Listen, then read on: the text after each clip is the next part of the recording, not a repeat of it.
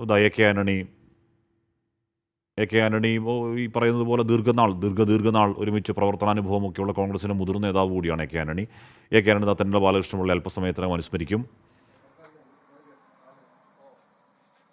ഏറ്റവും ബഹുമാനായ ശ്രീ തന്നല ബാലകൃഷ്ണപിള്ളയുടെ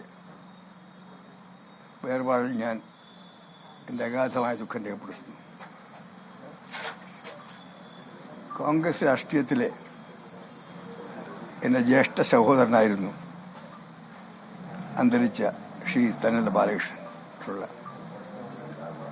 കേരളത്തിലെ കോൺഗ്രസിലെ സർവാദരണീയനായ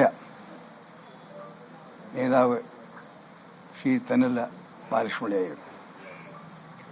അദ്ദേഹത്തിന് കോൺഗ്രസിൽ എതിരാളികളില്ല. എല്ലാവരും അദ്ദേഹത്തിൻ്റെ മിത്രങ്ങളും സുഹൃത്തുക്കളും ശിഷ്യന്മാരും അനുയായികളുമായിരുന്നു.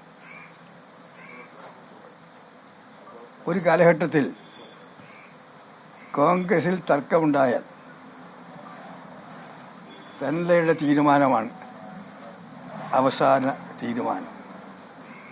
തർക്കങ്ങൾ രൂക്ഷമാകുമ്പോൾ ഞങ്ങൾ എല്ലാവരും കൂടി ആലോചിച്ച് ആ തർക്കങ്ങൾ പരിശോധിച്ച് ഒരു തീരുമാനമുണ്ടാക്കുവാൻ തന്നല ബാലകൃഷ്ണപിള്ള ചെയർമാനായ ഒരു കമ്മിറ്റിയെ തീരുമാനിച്ചു. ആ കമ്മിറ്റിയുടെ തീരുമാനം കേരളത്തിലെ കോൺഗ്രസ്സുകാരെല്ലാവരും അംഗീകരിക്കും. ആരും അതൊരിക്കലും ചോദിച്ചിട്ടില്ല. അതാണ് ഞാൻ പറഞ്ഞത്. അദ്ദേഹം കോൺഗ്രസിലെ അവസാന വാക്കായിരുന്നു. കോൺഗ്രസ്സുകാർക്ക് മാത്രമല്ല, കേരളത്തിൽ എൻ്റെ അറിവിൽ എല്ലാ രാഷ്ട്രീയ നേതാക്കന്മാരും എല്ലാ സമുദായ നേതാക്കന്മാരും ഒരുപോലെ ബഹുമാനിച്ചിരുന്ന, എല്ലാവർക്കും സ്വീകാര്യനായ, എല്ലാവർക്കും ആദരനായ ഒരു പൊതുപ്രവർത്തനായ സാമൂഹ്യ പ്രവർത്തനായിരുന്നു തന്നല ബാലകൃഷ്ണപിള്ള. അദ്ദേഹത്തിൻ്റെ ശതാഭിഷേകം നടന്നപ്പോൾ അദ്ദേഹം ജന്മനാടായ ശൂരനാട് നടന്ന അനുമോദന യോഗത്തിൽ പങ്കെടുക്കാനെത്തിയത് ബഹുമാനായ മുഖ്യമന്ത്രി പിണറായി വിജയനാണ്. അദ്ദേഹമാണ് ഉദ്ഘാടനം ചെയ്തത്. ആ യോഗത്തിൽ കാനൻ രാജേന്ദ്രനും രമേശ് ചെന്നിത്തലയും ഞാനുമെല്ലാം പങ്കെടുത്തിരുന്നു. അന്ന് കണ്ട കാഴ്ച, ശൂരനാടിൻ്റെ പഴയകാല ചരിത്രം എല്ലാവർക്കും അറിയാം. ആ പഴയ ശൂരനാടല്ല,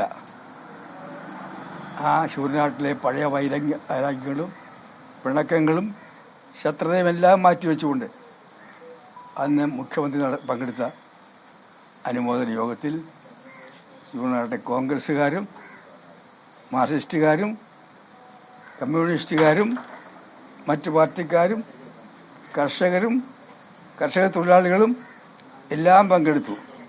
അതാണ് തന്നല ബാലകൃഷ്ണപിള്ള. കേരളത്തിലെ കോൺഗ്രസ്സുകാർക്ക് മാത്രമല്ല, എല്ലാവർക്കും സമാധാനനായ ഒരു നേതാവായിരുന്നു തന്നല ബാലകൃഷ്ണപിള്ള. അദ്ദേഹം നീതിമാനായിരുന്നു. അദ്ദേഹത്തിന് സ്വന്തം അഭിപ്രായങ്ങളുണ്ട്. പക്ഷേ ഒരു തർക്കത്തിന് പരിഹാരം ഉണ്ടാക്കാൻ അദ്ദേഹത്തെ ഏൽപ്പിച്ചാൽ തർക്കത്തിൻ്റെ എല്ലാ വശങ്ങളും നോക്കി ആ തർക്കത്തിന് അദ്ദേഹം പരിഹാരം ഉണ്ടാക്കുന്നത് നീതിപൂർവമായിരുന്നു. നീതിമാനായ നേതാവായിരുന്നു അദ്ദേഹം. രാഷ്ട്രീയത്തിൽ ഇത്രയേറെ നിസ്വാർത്ഥനായ നേതാക്കന്മാർ എത്രയുണ്ട് ഈ കാലഘട്ടത്തിൽ. സ്വാതന്ത്ര്യ സമരകാലം ധാരാളം ഉണ്ടായിരുന്നു. ഈ കാലഘട്ടത്തിൽ തന്നലെ പോലെ നേതാക്കന്മാർ ഉണ്ടോ എന്ന് എനിക്കറിയില്ല. സമ്പന്നമായ കുടുംബത്തിലാണ് അദ്ദേഹം ജനിച്ചത്. ഞാൻ KSU പ്രസിഡന്റായിരുന്നപ്പോൾ അദ്ദേഹത്തിൻ്റെ തറവാട്ടിൽ പോയിട്ടുണ്ട്. അതിസമ്പന്നമായ കുടുംബം. അദ്ദേഹത്തിൻ്റെ സമ്പത്ത്, ഭാര്യയുടെ സമ്പത്ത്, സഹോദരന്മാരുടെ സമ്പത്ത്, അതെല്ലാം അദ്ദേഹം പൊതുപ്രവർത്തനത്തിനിടയിൽ നഷ്ടപ്പെടുത്തി.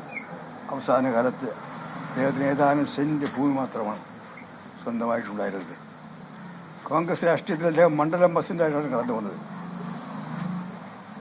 ഞാൻ KPC പ്രസിഡന്റായിരുന്നപ്പോൾ അദ്ദേഹം ആദ്യം കൊല്ലം DCCയുടെ പ്രസിഡന്റായിരുന്നു. പിന്നീട് ഞാൻ KPC പ്രസിഡന്റായപ്പോൾ അദ്ദേഹം എൻ്റെ കൂടെ ദീർഘനാൾ ജനറൽ സെക്രട്ടറിയായി പ്രവർത്തിച്ചു. അന്ന് KPCC ആഫീസിൻ്റെ ചുമതല മുഴുവൻ അദ്ദേഹത്തിനായിരുന്നു. അദ്ദേഹം എങ്ങനെ തീരുമാനമെടുക്കുന്നത് അന്വേഷിച്ചിട്ടേ ഇല്ല. കാരണം ആർക്കും പരാതി ഉണ്ടാകാതെ KPC ഓഫീസിന് പുറത്ത് നടന്നത് തെന്നലയുടെ കാലഘട്ടത്തിൽ മാത്രമാണ്. ഒരു ഗ്രൂപ്പുകാർക്കും പരാതിയില്ല, മുതിർന്നവർക്ക് പരാതിയില്ല, ചെറുപ്പക്കാർക്ക് പരാതിയില്ല. പക്ഷെ അദ്ദേഹത്തെ അഭിപ്രായങ്ങളുണ്ട്. സൗമ്യനാണ്, ശാന്തനാണ്. പക്ഷേ അദ്ദേഹത്തിൻ്റെ അഭിപ്രായങ്ങൾ അദ്ദേഹം യാതൊരു ഡിപ്ലോമസിയും കാണിക്കാതെ വെട്ടി തുറന്ന് അപ്രിയ സത്യങ്ങൾ പറയാൻ തന്നെ യാതൊരു മടിച്ചിട്ടില്ല. കേരളത്തിലെ കോൺഗ്രസിന്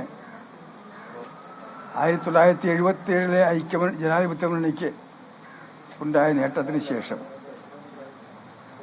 കേരളത്തിൽ UDFന് ഏറ്റവും കൂടുതൽ സീറ്റ് കിട്ടിയത് 2001 ഇലക്ഷനാണ്. ഇന്ത്യൻ നാഷണൽ കോൺഗ്രസിന് ഏറ്റവും കൂടുതൽ MLA-മാരുണ്ടായത് 2001 ഇലക്ഷനിലാണ്. ആ ഇലക്ഷനിൽ തെന്നല ബാലകൃഷ്ണനുള്ള KPCC പ്രസിഡന്റായി പട്ടം നയിച്ച ആളാണ്. നേരത്തെ ധാരണകൾ ഉണ്ടായിരുന്നെങ്കിലും ആ ധാരണ നടപ്പാക്കേണ്ട രീതിയിലല്ല നടപ്പാക്കിയത്. ഞാൻ മുഖ്യമന്ത്രിയായി സത്യവാചകം ചൊല്ലിയ ആ ദിവസം തന്നെ കോൺഗ്രസിന് ചരിത്രവിധി നേടിയ തെന്നല ബാലകൃഷ്ണനുള്ള പാർട്ടി സദസ്യപ്പെടാൻ ആലോചിച്ചു. ഒരു മറുത്തൊരു വാക്ക് പറയാതെ, അപ്രിയം പറയാതെ പാർട്ടി തീരുമാനം അനുസരിച്ചുകൊണ്ട് അപ്പോൾ തന്നെ ACC ജനറൽ സെക്രട്ടറി ആവശ്യപ്പെട്ടു. അപ്പോൾ തന്നെ രാജിവെച്ച ഇതുപോലെ എത്ര പേരുണ്ടാവും? രാജിവെച്ചവർ ധാരാളം ഉണ്ടാകും. പക്ഷെ പാർട്ടി പറഞ്ഞാൽ രാജിവെക്കുന്ന ധാരാളം പേരുണ്ട്. പക്ഷെ ഒരു അപ്രിയവും പറയാതെ രാജിവെച്ച മഹാനായ നേതാവായിരുന്നു ശ്രീ തെന്നല ബാലകൃഷ്ണപിള്ള. അതിനുശേഷമാണ് അദ്ദേഹത്തെ രാജ്യസഭയിലേക്ക് അയച്ചത്. KPC പ്രസിഡന്റ് നിലയിൽ അദ്ദേഹം കേരളത്തിലെ കോൺഗ്രസ്സുകാർക്ക് എല്ലാ സ്വീകാര്യരായിരുന്നു. കോൺഗ്രസ് ഒരു കാലത്ത് ശക്തമായ ഗ്രൂപ്പുണ്ടായിരുന്നു. ബഹുമാനായ ശ്രീ കരുണാകരനും ഞാനും അന്ന് 2 ഗ്രൂപ്പുകളുടെ നേതാക്കന്മാരായിരുന്നു. പക്ഷെ പാർട്ടിയുടെ ആവശ്യം വരുമ്പോൾ ഞങ്ങൾ ഒരുമിക്കും. കരുണാകരൻ്റെ പ്രസിദ്ധമായ വാക്കുണ്ട്, ആവശ്യം വരുമ്പോൾ കൊല്ലത്തെയും ഒന്നാകും അദ്ദേഹം പറയുന്ന വാക്കുണ്ട്. പക്ഷെ കരുണാകരനും ഞാനും തമ്മിലുള്ള ആ കാലഘട്ടത്തിലെ തർക്കങ്ങൾ പൊട്ടിത്തെറിയിലെത്താതിരിക്കാൻ കാരണം അന്ന് പാലമായി പ്രവർത്തിച്ചത് തെന്നല ബാലകൃഷ്ണപിള്ളയാണ്. ഞങ്ങളുടെ കാര്യത്തിൽ മാത്രമല്ല, കേരളത്തിലെ കോൺഗ്രസിനകത്തുള്ള തർക്കങ്ങൾ പരിഹരിക്കാൻ അദ്ദേഹം എന്നും അക്ഷീണമായി നീതിമാനെ പോലെ പ്രവർത്തിച്ചുകൊണ്ട് പാർട്ടി പല ഭൂകമ്പങ്ങളും പൊട്ടിത്തെറികളും ഒഴിവാക്കാൻ സാധിച്ചു. കോൺഗ്രസിന് മാത്രമല്ല, അദ്ദേഹം കേരളത്തിലെ അയ്യപ്പ സേവാ സംഘത്തിൻ്റെ ദീർഘകാലം പ്രസിഡന്റായിരുന്നു. അദ്ദേഹം എനിക്കിനി വയ്യ എന്ന് പറയുന്നവർ അദ്ദേഹം പ്രസിഡന്റായിരുന്നു.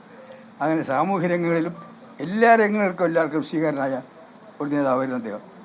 അദ്ദേഹത്തെ പോലെ നേതാക്കന്മാരെ ഇനി കണ്ടെത്തുക എളുപ്പമില്ല. ഇത്രയും നീതിമാനായ, ത്യാഗിയായ, നിസ്വാർത്ഥനായ ആ തെന്നലയെ പോലുള്ള മാതൃകാ നേതാക്കന്മാർ ഇനി കണ്ടെത്തുക പ്രയാസമാണ്. ഇപ്പോൾ കോൺഗ്രസ്സുകാർക്ക് മാത്രമല്ല, കേരളത്തിലെ പൊതുപ്രവർത്തകർക്ക്, രാഷ്ട്രീയ പ്രവർത്തകന്മാർക്ക്, സമുദായ പ്രവർത്തകന്മാർക്ക്, പൊതുരംഗത്ത് പ്രവർത്തിക്കുന്ന എല്ലാവർക്കും എക്കാലവും മാതൃകയായിട്ടുള്ള ഒരു രാഷ്ട്രീയ നേതാവാണ് ശ്രീ തെന്നല ബാലകൃഷ്ണപിള്ള. അദ്ദേഹത്തിൻ്റെ വേർപാടിൽ കോൺഗ്രസ് പ്രവർത്തകർ മാത്രമല്ല, ഒരു ധാരാളം പേർ അവരുടെ വേദന, ദുഃഖം പങ്കുവെക്കുന്നത് എനിക്കറിയാം. എന്നെ സംബന്ധിച്ചിടത്തോളം വർഷങ്ങളോളം കൊല്ലം DCC പ്രസിഡന്റായ കാലഘട്ടം മുതൽ, പിന്നീട് ഞാൻ KPC പ്രസിഡന്റായ കാലഘട്ടം മുതൽ, ഞാൻ മുഖ്യമന്ത്രിയായിരുന്ന കാലഘട്ടം മുതൽ, അവസാനം രാജ്യസഭാംഗമായി ഞങ്ങൾ 2 പേരും പ്രവർത്തിച്ചപ്പോൾ ഞങ്ങൾ ഒരേ ഫ്ലാറ്റിലാണ് താമസിക്കുന്നത്.